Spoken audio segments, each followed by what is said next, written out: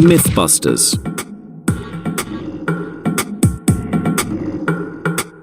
Science helps us understand the world around us, but there's a lot of misinformation out there. It can be difficult separating science fact from science fiction. Here are a few science myths that are simply not true. Einstein failed maths. Albert Einstein is perhaps the most famous physicist ever, and he is widely considered to be a genius.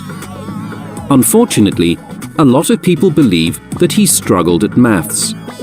What is true is that when he was young, he failed a university entrance exam because his mark wasn't high enough.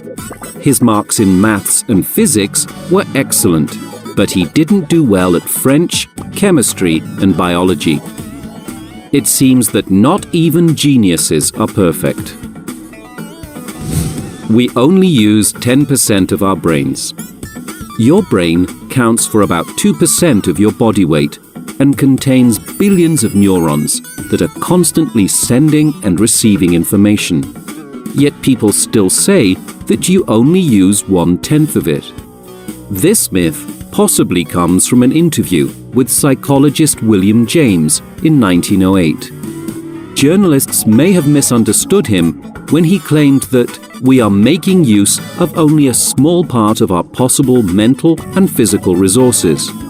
If we take a brain scan, though, we see that we use all the parts of our brains, just not at the same time. So, whoever repeats this myth is certainly not using enough of theirs. An apple fell on Newton's head. Here's a myth that is almost true. Sir Isaac Newton, the 17th century mathematician, astronomer, and physicist, was sitting under an apple tree in his garden. Out of the blue, an apple fell on his head, and he immediately came up with the theory of gravity. It is one of the most famous images in the history of science, but it might not have happened. Documents written at the time suggest that Newton did come up with his theory from observing falling apples, but one probably did not hit him on the head.